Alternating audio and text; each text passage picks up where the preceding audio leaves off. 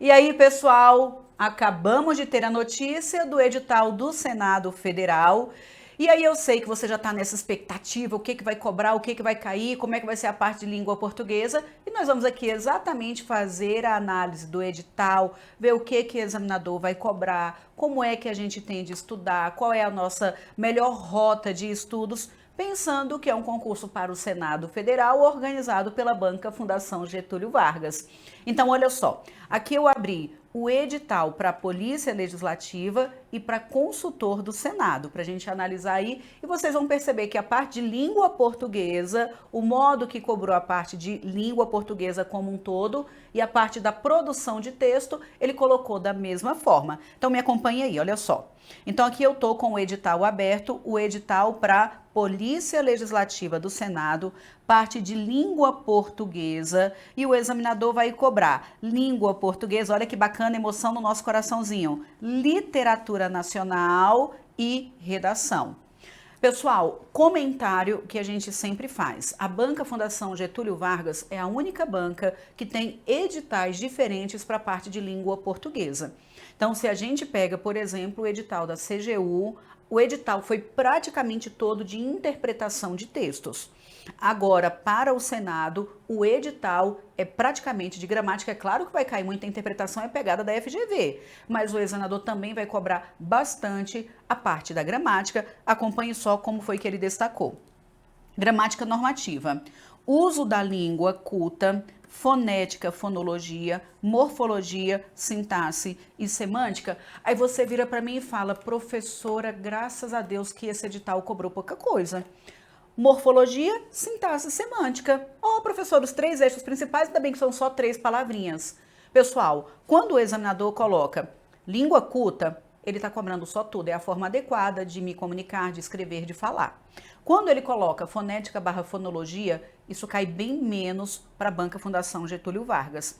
Mas é a parte em que o examinador, por exemplo, perguntaria se aquelas palavras são acentuadas pelo mesmo motivo, cobraria de tongo, dígrafo, hiato, mas para a Banca Fundação Getúlio Vargas, fonética e fonologia cai muito pouco. Então eu deixaria isso aí para dar uma revisadinha bem no final, principalmente na parte de acentuação gráfica, perfeito? Morfologia. Morfologia é de extrema importância. O examinador gosta de cobrar bastante, especialmente o uso dos pronomes. Pronome é muito importante para a Banca Fundação Getúlio Vargas. Conjunções. Então, a parte da morfologia é de extrema relevância. Aquela questão básica que a FGV sempre cobra, por exemplo, sublinha a palavra mais e pede para marcar a alternativa em que o mais tenha sido utilizado da mesma forma ou de maneira diferenciada. Então, é muito importante, tanto para a prova, porque a banca aborda e aborda de maneira diferente alguns aspectos da morfologia, quanto para a nossa base de estudos. Porque para você, mesmo quem já vem estudando, nesse momento a gente precisa dar uma revisada no conteúdo. Sempre comece do começo. Ah, professora, que recomendação óbvia. Sim, a gente tem de começar pela base, que é a morfologia, identificação de classes gramaticais, de maneira muito certeira para aquilo que a banca cobra, perfeito? Então pode colocar aí como ponto de altíssima relevância a parte de morfologia. Depois ele colocou sintaxe. Quando ele coloca sintaxe, ele está querendo cobrar só tudo.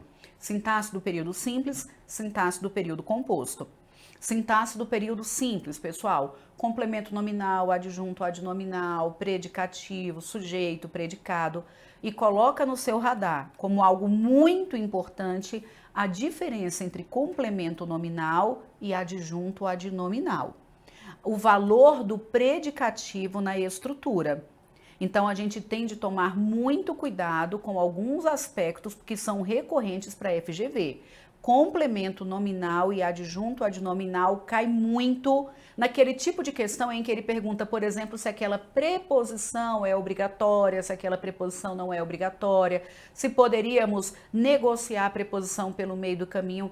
Então, é cobrando basicamente complemento e adjunto, mas tem de estar muito organizado na sua mente. Funções da sintaxe do período simples, sujeito, predicado, complemento verbal, adjunto adverbial, complemento nominal, adjunto adnominal, predicativo. Então essas informações têm de estar muito organizadas na sua mente. Até voltando um pouco para a parte da morfologia, uma outra classe que eu gostaria que você colocasse aí no seu estudo como sendo muito importante para a FGV são os adjetivos. Porque ele quer saber se aquele adjetivo é qualificador, se é caracterizador, se é adjetivo de relação. Então é algo que cai muito e que influencia de maneira direta na parte da sintaxe do período simples, que é quando ele quer cobrar o valor do adjetivo como predicativo ou como adjunto adnominal. Tudo bem? Depois, falamos de morfologia, falei da sintaxe do período simples e a gente chega à sintaxe do período composto, que para a FGV é de altíssima relevância. Porque o examinador o tempo todo vai colocar, por exemplo, uma oração reduzida e vai pedir para desenvolvê-la. Isso é só em toda a prova. Mas para eu trabalhar com uma oração desenvolvida, uma reduzida para poder desenvolver, eu preciso de toda a base, da morfologia do período simples para depois chegar ao período composto. Então acaba que todos os tópicos que ele colocou aqui, ele cobra bem e cobra de maneira muito inteligente, tá?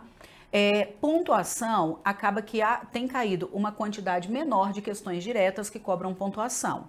Sinal indicativo de crase, há uma quantidade menor de questões que cobram sinal indicativo de crase. Você tem que saber tudo, porque se, por exemplo, ele pedir para reescrever, e ele está colocando aqui no edital, eu já vou mostrar para vocês onde é que estaria a ideia da reescritura, a gente sabe que pediu para reescrever tem de manter a correção gramatical e o sentido original. Perfeito? Então, continuando. Novidade, pessoal, para esse edital, acredito que sem sombra de dúvidas é a literatura. Então, há quanto tempo você não estuda literatura na sua vida? Me conta. Acredito eu que lá no ensino médio. Se você não fez o curso de letras, então certamente você estudou literatura lá no ensino médio, na época em que foi fazer vestibular. Então, literatura novidade. Aí ele colocou os gêneros literários e os principais movimentos literários. Então, para a Banca Fundação Getúlio Vargas, isso é na verdade, para concurso como um todo, isso é uma novidade. Eu estou gravando um curso de literatura porque esse edital todo, pessoal, eu já tenho o curso completo, gravado, novíssimo para a FGV, com tudo o que tem no edital, e estou gravando o curso de literatura. Não estamos conseguindo recortar muitas questões de literatura da FGV, porque a FGV não tem cobrado literatura, então a gente vai ter de trabalhar com literatura de maneira ampla, pegando, por exemplo, qual é a pegada do Enem, como é que está sendo cobrado em concurso, como é que a literatura é cobrada para professores de português, é um bom radar que a gente vai ter. Então acaba que o foco do curso que eu estou gravando, pensando exatamente neste concurso, é literatura, revisando os principais movimentos literários, características do texto literário e resolvendo muitas questões aplicadas a cada gênero, tendo como foco provas do Enem, concursos públicos que cobram literatura, especialmente para professores de língua portuguesa e questões de vestibulares, perfeito? Porque para concurso isso aqui, literatura só cai em concurso, pessoal, para quem é professor de língua portuguesa. Caso contrário, não é comum cobrar, perfeito? Então já tem um curso quentinho, novíssimo, maravilhoso de literatura. Joia! Então aqui, ó, gêneros literários, principais movimentos literários. Depois o examinador vai cobrar, aí já é a parte de interpretação, não é? Os tipos de textos e gêneros textuais. O examinador não cobra tanto, por exemplo, se aquele texto é argumentativo, se é só dissertativo, se é dissertativo, argumentativo, informativo. Ele trabalha com tudo isso aqui, muito mais trabalhando com a lógica do argumento. Então, é uma pegada muito interessante, a parte de interpretação de textos da FGV é diferente do que o que as outras bancas fazem, mesmo ela não colocando sempre de maneira expressa no edital, você pode colocar aí no seu radar análise do discurso, que são aquelas questões em que ele cria contextos. Fala, por exemplo, que tá Aline, Dário e Renato, o Dário falou alguma coisa, o que o Dário quis dizer quando falou aquilo? Então, o examinador sempre cria contextos e quer saber o que eu quis dizer ao falar aquela frase. O que eu quis dizer quando existe o silêncio? Por exemplo, uma questão recente da Banca Fundação Getúlio Vargas, ele colocou uma situação de um vagalume olhando para as estrelas e falando para as estrelas que o brilho das estrelas logo vai acabar. Aí as estrelas olham para os vagalumes e não dizem nada. Aí o examinador quis saber o que significa o silêncio das estrelas. Quando as estrelas olharam para os vagalumes e não falaram nada, o que as estrelas intencionaram dizer? Qual é a intenção do discurso? Isso é análise do discurso. E a gente sabe que ele constrói situações bem interessantes e sempre quer saber o que o outro quis dizer por meio daquele gesto, por meio daquele olhar, por meio daquela fala e até mesmo por meio do silêncio. Então, mesmo que ele não coloque aqui de maneira expressa, pode esperar tanto a lógica da argumentação quanto a análise do discurso, beleza? Aí depois, produção e interpretação de texto, a gente já vai comentar daqui a pouquinho a parte de produção. Intertextualidade, um texto se comunicando com o outro. Essa intertextualidade, pessoal, o examinador pede, por exemplo, para a gente marcar alternativa em que aquele pensamento seja um pensamento original. Ou esse pensamento se comunica com que outro pensamento? O que algum filósofo disse, o que está na Bíblia, o que algum ditado popular conhecido. Então, essa intertextualidade cai, beleza? Depois, citações e transcrições. O examinador citando, transcrevendo, sabe quando ele coloca, por exemplo, que está no discurso direto, ele pede para passar para o discurso indireto ou o contrário? Isso cai muito, é muito importante, exige muito a interpretação de texto e o domínio gramatical, principalmente a correlação verbal. Porque quando ele pede para a gente fazer isso aqui, e aí certamente nesse ponto ele vai cobrar, certamente ele não vai deixar passar essa transposição do discurso direto para o indireto, você tem de estar afiadíssimo na parte do verbo, porque ele vai cobrar muito a correlação verbal, joia? Aí depois, a parte da redação oficial. E redação oficial, pessoal, estamos bem, ficamos felizes aí, porque ele não vai cobrar o manual do Senado. Tá vendo que ele simplesmente vai cobrar os pontos básicos do Manual de Redação da Presidência da República, né? Que é a norma culta da linguagem, clareza, precisão, objetividade, concisão, coesão, coerência, impessoalidade, formalidade e padronização. São todos os conceitos que aparecem ali no Manual de Redação da Presidência da República. Histórico do concurso do Senado, pessoal. Cobrar Manual de Redação da Presidência da República e o Manual do Senado. Aqui ele deu uma limpeza, não cobrou o Manual do Senado, mas veio com a literatura. E aí eu digo de novo, no meu site, alinerise.com.br, a gente já tem um curso completo, consultoria para o concurso do Senado, com gramática para FGV, com teoria de gramática para FGV, resolução de questões da FGV, resolução de provas, redação oficial e o curso de literatura novinho que está sendo gravado. Na consultoria, teremos aulas ao vivo, uma vez por semana, para ir tirando todas as dúvidas daquele conteúdo específico. Vamos resolver muitas provas, tem resolução, vai ter também oficina de produção de texto e correção de 3 redações. Então, o método RIS está aqui prontíssimo para poder te auxiliar nesse processo de estudos. Mas antes de concluir, eu só gostaria de mostrar para vocês a parte da produção de texto. Me acompanhe aqui. A prova discursiva, isso tanto para analista e demais especialidades, quanto para polícia legislativa.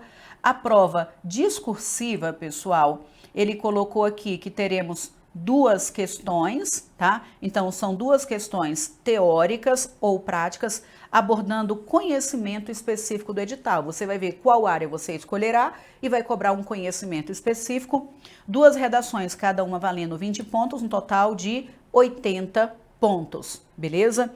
Então, questões, ele não colocou a quantidade de questões de língua portuguesa, mas o que a gente imagina aí é que ele cobre, no mínimo, eu acredito, entre 10 e 15, como é tudo gramática, interpretação de texto, redação oficial e literatura, o examinador vai certamente cobrar entre 12 e 15 questões. Não tenho dúvida disso, não tem como esse tanto de conteúdo ele cobrar aí com menos de 12 questões de jeito nenhum. Então essa é a análise do nosso edital. Eu espero que você esteja aí muito animado, muito empolgado, realmente com foco, com disciplina, porque a remuneração é apetitosa, não é, meu povo? Mais apetitosa impossível. E digo de novo, no meu site, alinerise.com.br, eu tenho isso aqui tudo prontíssimo, atualizado, quentinho, com questões de 2022 para você treinar e gabaritar a sua prova. Eu te espero na consultoria.